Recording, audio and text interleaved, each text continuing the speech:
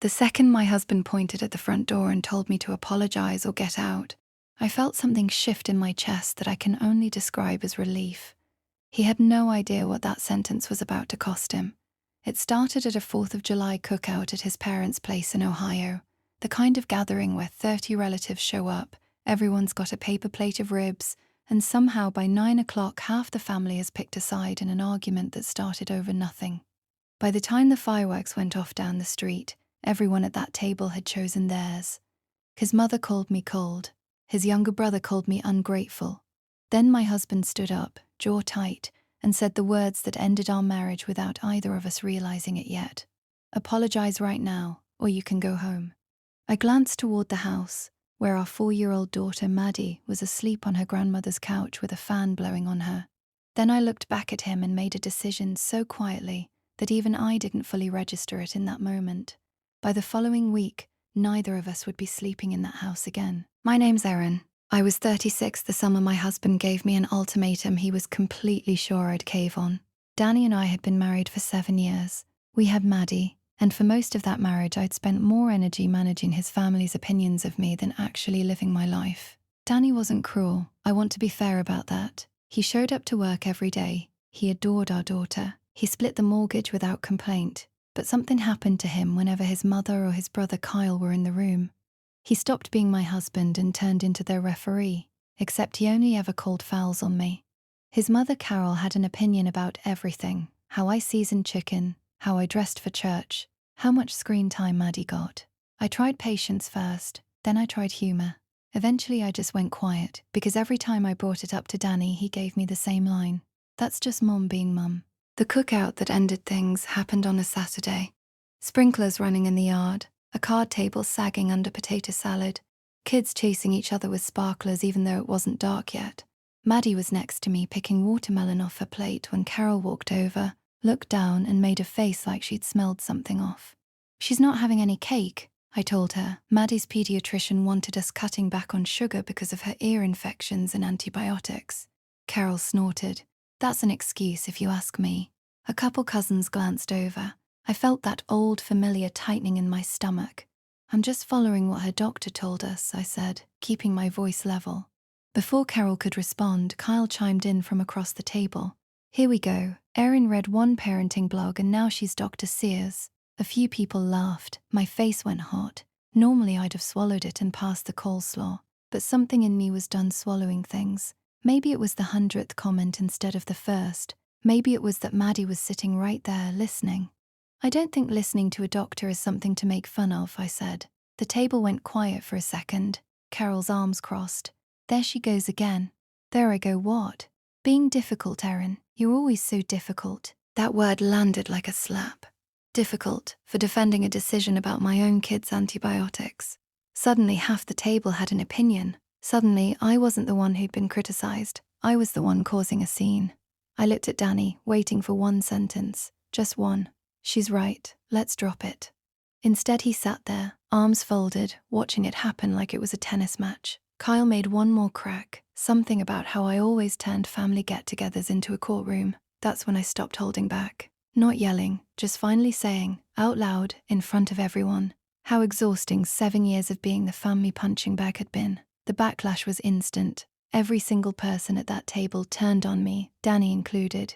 He stood up, red in the face, and said, "Erin, that's enough." I said no.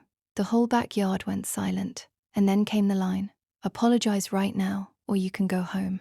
Nobody moved. Every face at that table was waiting for the same thing, for me to fold, the way I always had. Instead, I stood up, walked inside, got Maddie's shoes and her stuffed rabbit, and left. No shouting, no slammed doors, just quiet. That night, after I got Maddie down, I sat at my own kitchen table back home and replayed the whole day. And for the first time, I saw it clearly. It was never about that one cookout. It was 7 years of cookouts. 7 years of being told to swallow it for the sake of everyone else's comfort. Around 11:30, I remembered something.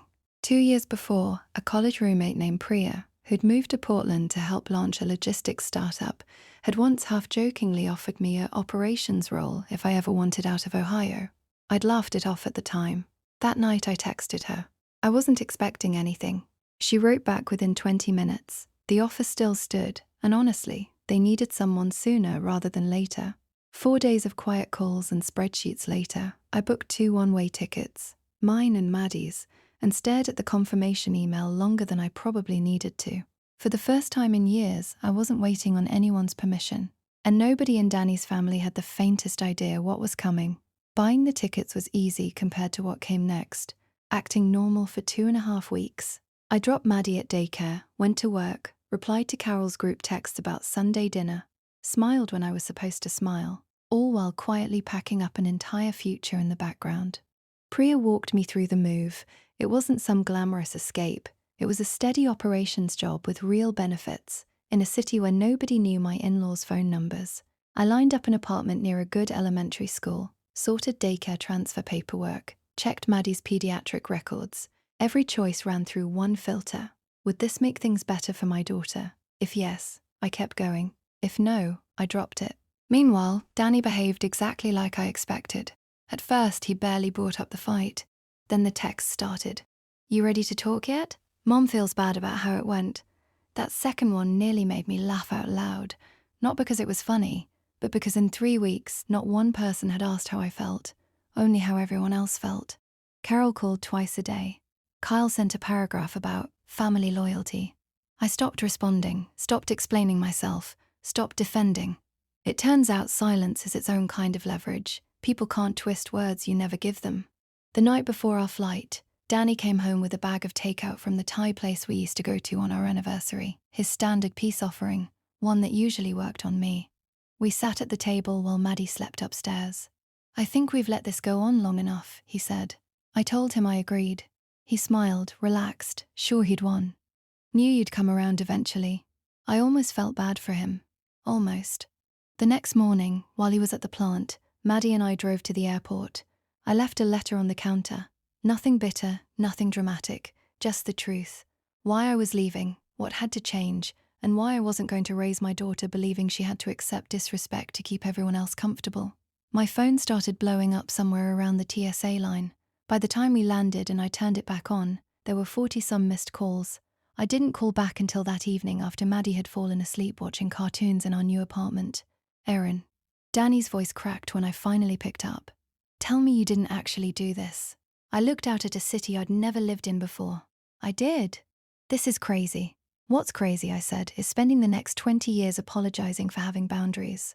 He didn't have a comeback. For the first time since I'd met him, he was out of arguments. The months after weren't easy. Starting over rarely is. But something good happened. Maddie settled in faster than I expected, made friends at her new school, stopped flinching every time an adult raised their voice. And so did I. The distance forced Danny to actually look at what he'd spent years ignoring. The favoritism, the way I'd been treated like the problem for having feelings. Without his mother and brother in the room feeding him the story, he started to see it clearly for the first time. Eventually, he apologized. A real one, not for that one cookout, but for years of picking comfort over standing up for me. Carol and Kyle came around too, months later, mostly once they realized they no longer had any say in how things went. These days, Danny and I actually get along better than we ever did married. Not because I forgave everything overnight, but because I forgave everything overnight, but because I forgave everything overnight, but because I forgave everything overnight, but because there are boundaries now, and they hold. Looking back, it was never really about the plane ticket, or the new city, or even the leaving itself. It was finally understanding that respect isn't something you beg people for. It's something you decide you're done living without. The night my husband told me to apologize or get out, he thought he was punishing me. He didn't realize he was handing me a choice. And choosing myself changed everything.